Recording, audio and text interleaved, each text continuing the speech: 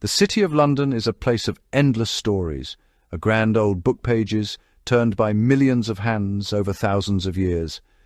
By day, it is a bustling hub of activity, a symphony of hurried footsteps, ringing bells, and the constant hum of modern life. Taxis weave through streets named for ancient guilds and new glass towers, reflect the stone facades of forgotten palaces. But when the sun dips below the horizon, a different London emerges.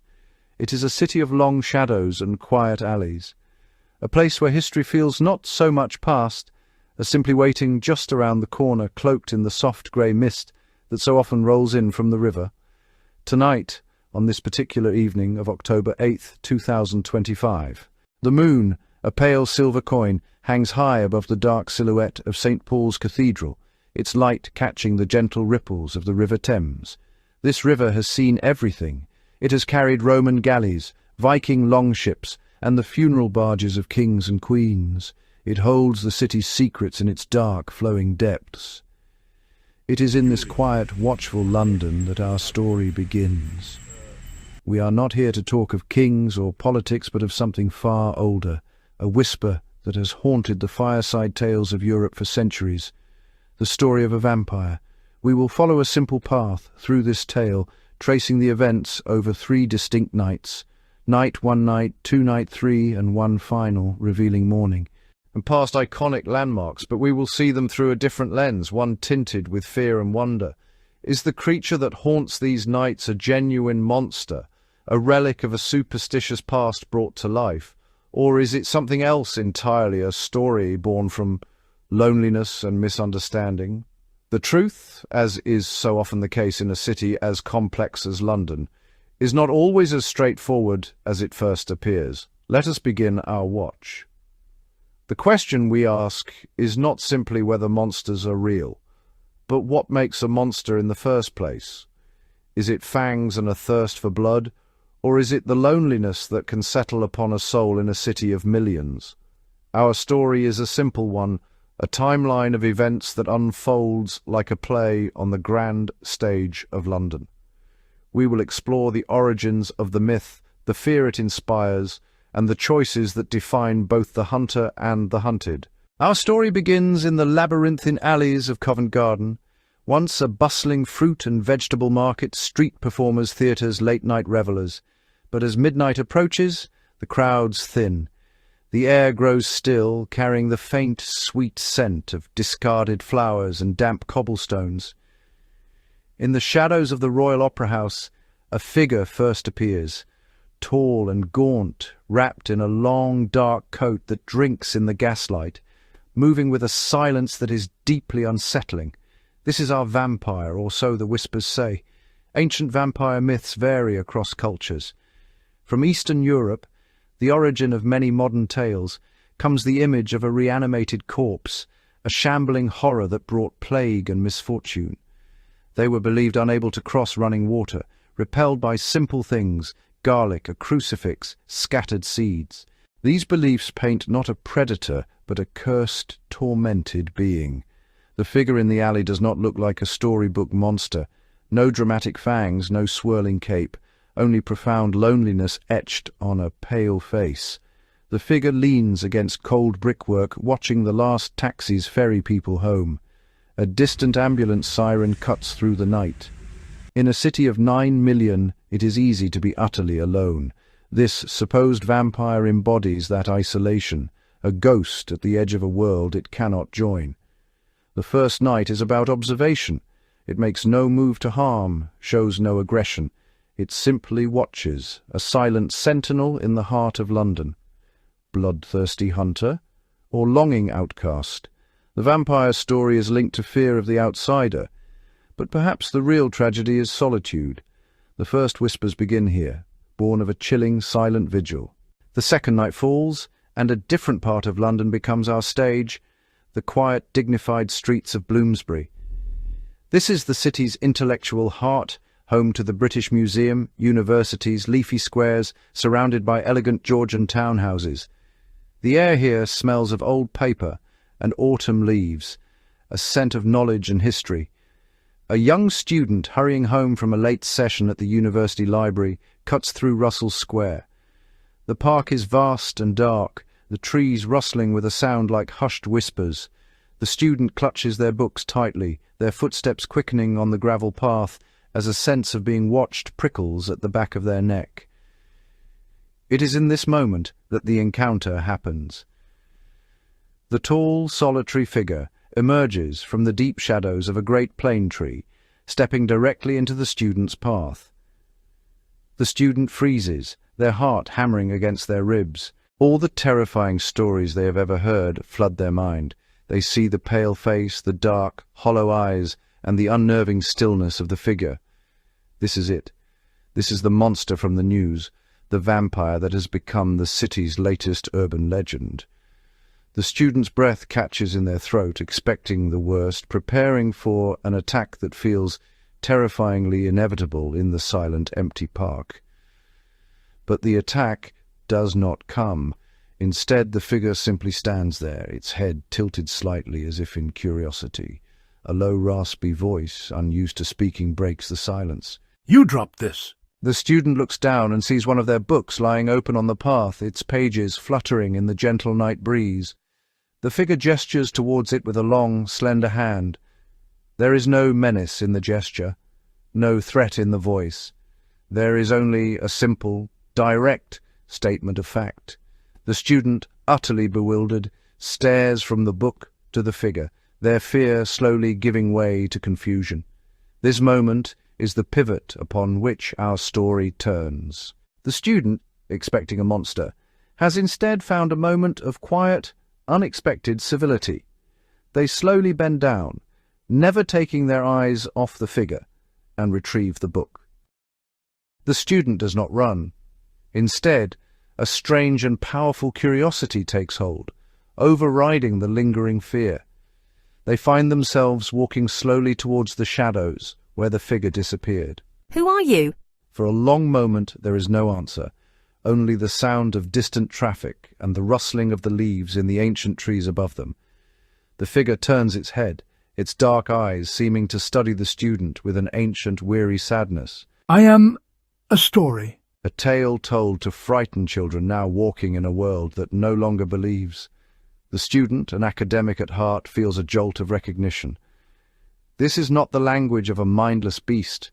They take another step closer, their fear now almost entirely replaced by a deep and compelling intrigue. The line between monster and mystery has become beautifully, terrifyingly blurred.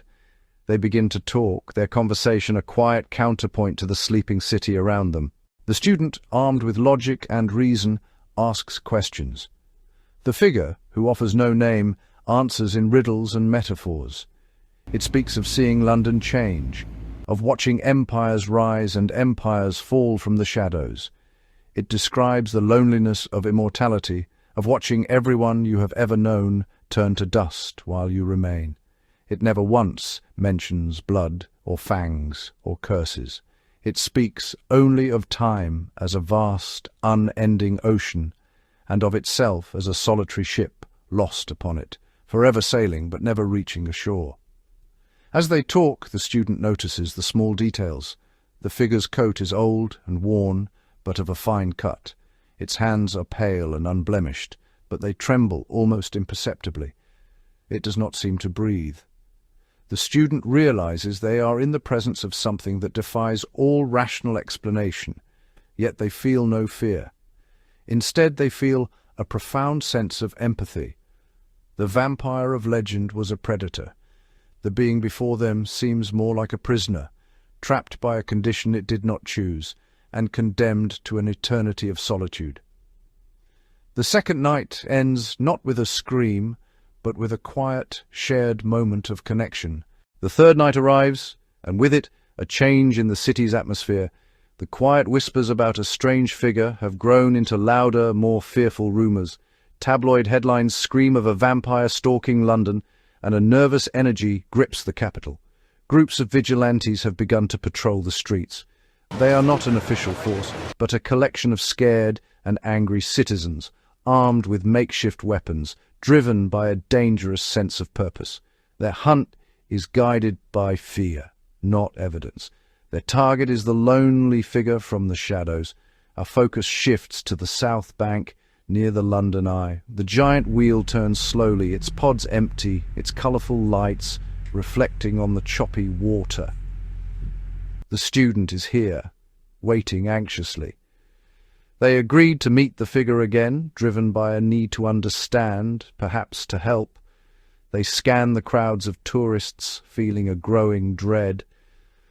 They have seen the news reports, they have heard the talk, and they know the figure is in terrible danger. The figure emerges from the throng, moving through people like a ghost. It looks different tonight. Movements urgent, eyes darting nervously. It has felt the city's shift. The hunter has become the hunted. It reaches the student's side. For a moment, they stand, two solitary figures against the glittering city. You should not have come. They are looking for a monster. They will create one if they cannot find it. A shout goes up from across the river near Parliament. A group of men, silhouetted on Westminster Bridge, has spotted them. The hunt is on. A raw, guttural cry echoes across the water. The figure grabs the student's arm, strong but not violent. We must go. There will only be a chase, a desperate flight through a city turned against them. The chase begins. They flee from the South Bank, plunging into the winding back streets behind the Tate Modern. The air here is thick with the smell of the river and the faint, greasy aroma of nearby food stalls. The shouts of their pursuers echo behind them, a terrifying chorus that grows ever closer. They race past Shakespeare's Globe, a reconstruction of a theatre that burned down centuries ago, a perfect symbol of London's ability to rebuild its own history. The figure moves with an unnatural speed and grace, navigating the confusing maze of alleys with an ease born of long familiarity. It knows every turn, every shortcut, every shadow that can offer a moment's respite. They cross the Millennium Bridge. The myth says vampires cannot cross running water, but this one does, its feet pounding on the metal walkway. Perhaps the old rules do not apply in a new world. Below them, the river flows on indifferent. Behind them, the lights of the pursuing mob bob and weave, getting closer. The chase is a stark contrast of old and new, a creature of ancient legend fleeing across a monument of modern engineering, hunted by a mob driven by a fear as old as humanity itself. Their flight takes them into the financial heart of the city, the square mile. Here the streets are narrow and canyon-like, flanked by towering office buildings of glass and steel alongside ancient stone churches that have survived plagues and fires. They pass the Bank of England, a fortress of wealth and power, its windowless walls offering no sanctuary. The sounds of the chase are muffled here, bouncing off the tall buildings and creating a confusing echo. The figure hesitates for a moment at a crossroads, looking for a path, a way out of the closing trap. For the first time, it looks not like a powerful entity, but like a cornered animal. It is here that the figure makes its choice. It pushes the student into the deep doorway of a darkened office block. Go, it whispers, its voice firm. They want me, not you. Your world is still waiting for you. Before the student can protest, the figure turns and runs back the way they came, directly towards the sounds of the hunt. It is a deliberate act of sacrifice.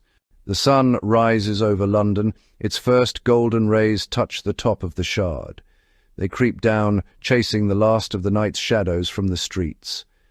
The morning light brings a sense of clarity and calm.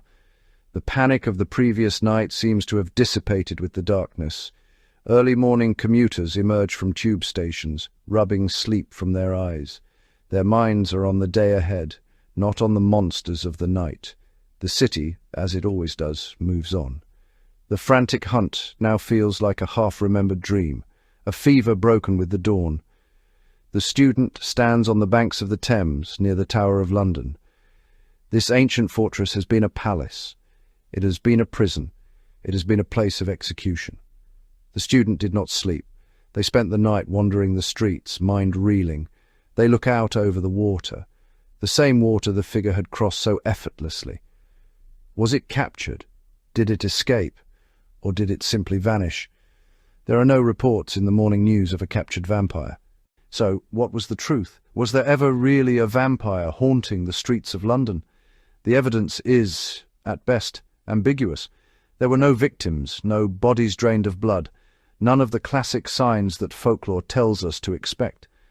All that existed was a series of sightings of a solitary figure, a handful of fearful whispers that grew into a city-wide panic, and one student's incredible testimony.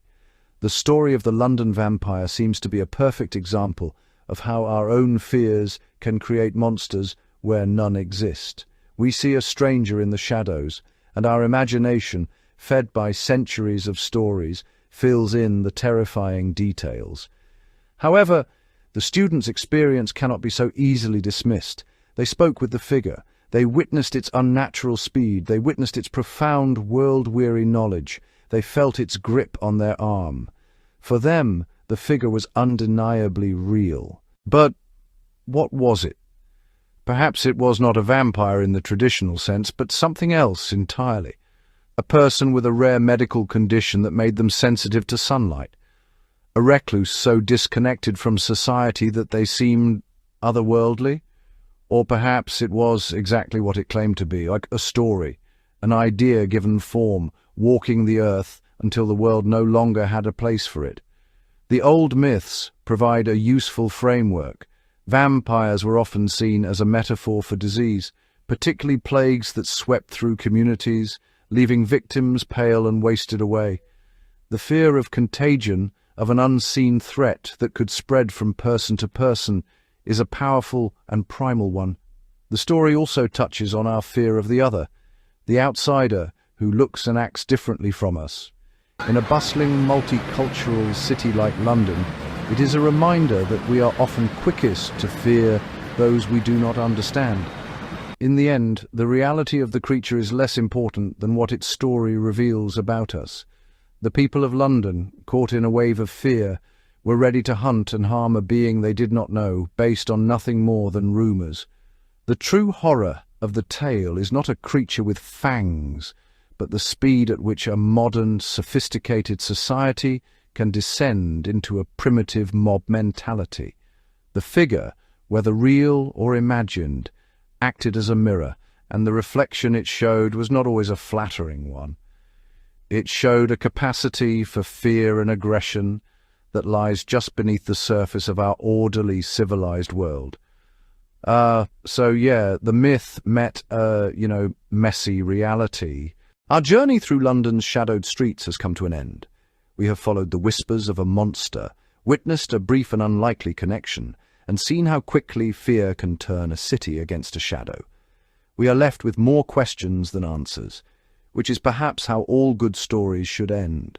The figure has vanished, leaving behind nothing but a memory and a single thought-provoking urban legend.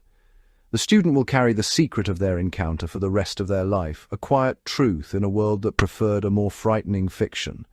The City of London, meanwhile, will continue to be a grand stage for countless other stories, both real and imagined.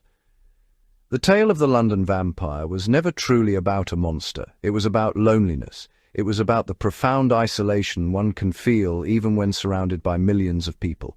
The figure in the dark coat was a symbol of that solitude, a walking embodiment of being on the outside of life, forever looking in. Its brief connection with the student was a powerful reminder that empathy and kindness are the only bridges we can build across the divides that separate us. So think on that quietly.